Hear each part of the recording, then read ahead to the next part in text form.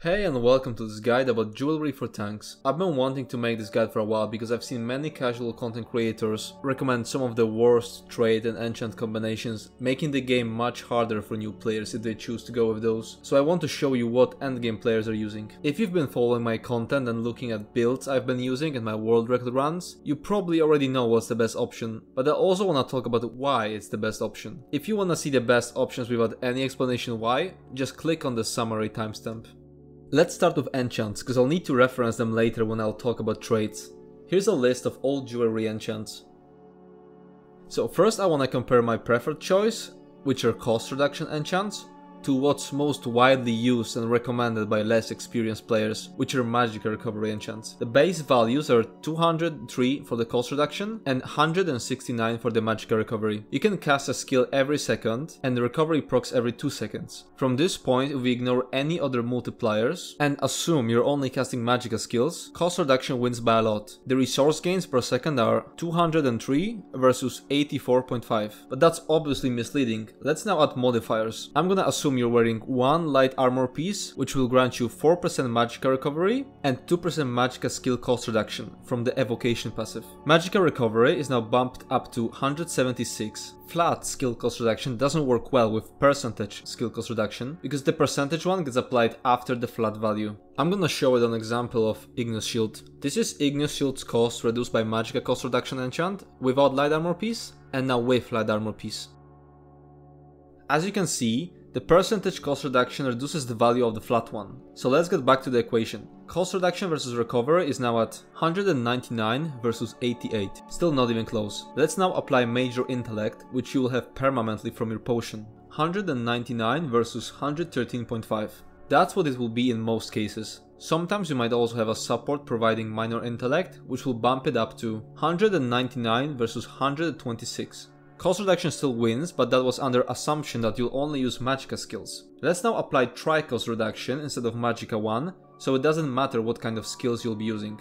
Tri-cost reduction's base value is 133, so we're at 130.5 versus 126. So cost reduction wins even in its worst scenario, which will probably never happen, but I wanted to show you how much better cost reduction is. On classes like Warden or Necromancer, you will sometimes run 9 magicka skills, and then magicka cost reduction enchants will make sustain ridiculously easy. Using cost reduction, you can also improve your stamina sustain, which you cannot do as efficiently with recovery, because blocking will stop your stamina regeneration.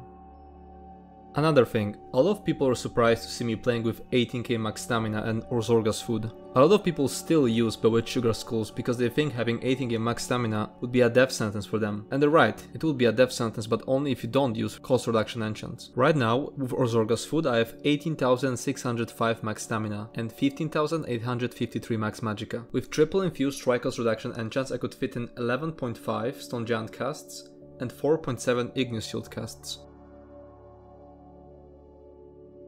With Bewitched Sugar Skulls I have 23,110 max stamina and 20,358 max magicka. Without any cost reduction enchants I could fit in 10.3 Stone Giant casts and 5.1 Ignis Shield casts.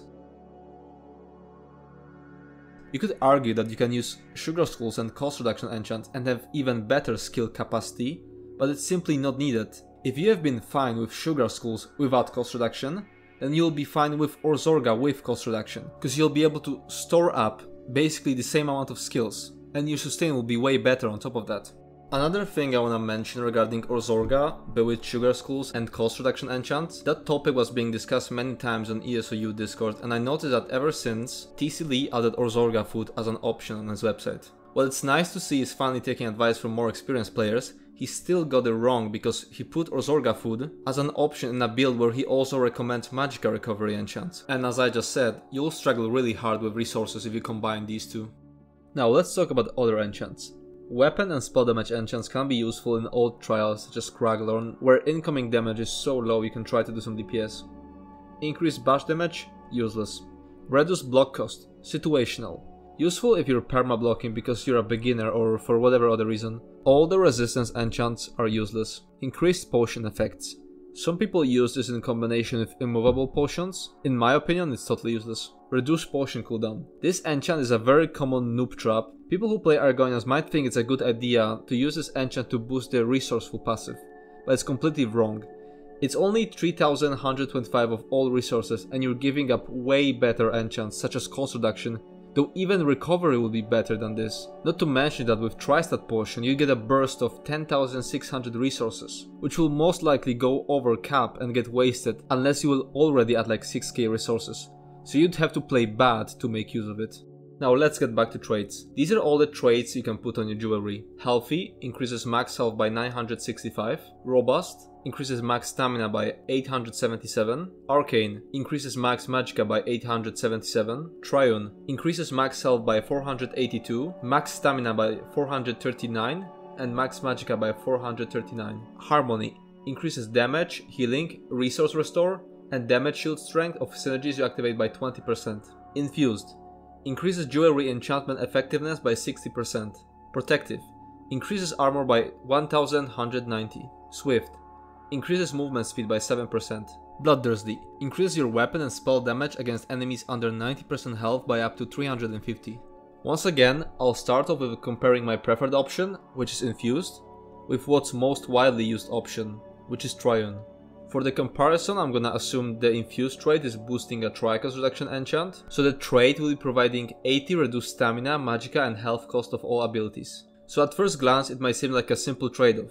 Infused provides better sustain, while Triune provides bigger resource capacity. But in reality, Triune's only advantage over Infused is providing health, because the skill cost reduction provided by Infused will allow you to store more skill casts than Triune would. With 3 infused jewelry pieces, your Stone Giant will cost 1623 stamina and you will have 18,605 max stamina, allowing you to fit in 11.5 Stone Giant casts. With 3 Triune jewelry pieces, your Stone Giant will cost 1858 and you'll have 20,001 max stamina, allowing you to fit in 10.8 Stone Giant casts. Triune loses that aspect that should be its main purpose. Now let's take a look at other traits. Healthy, Robust and Arcane provide straight up less resources than Triune, though Healthy can still be useful if you already have enough resources and only need the bonus health.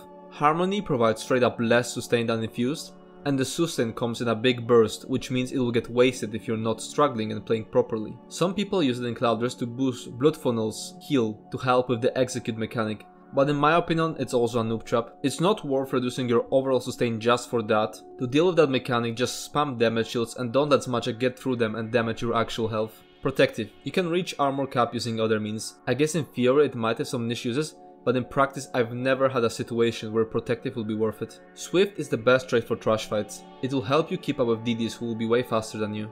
Bloodthirsty is great if you wanna do DPS in some easy fights.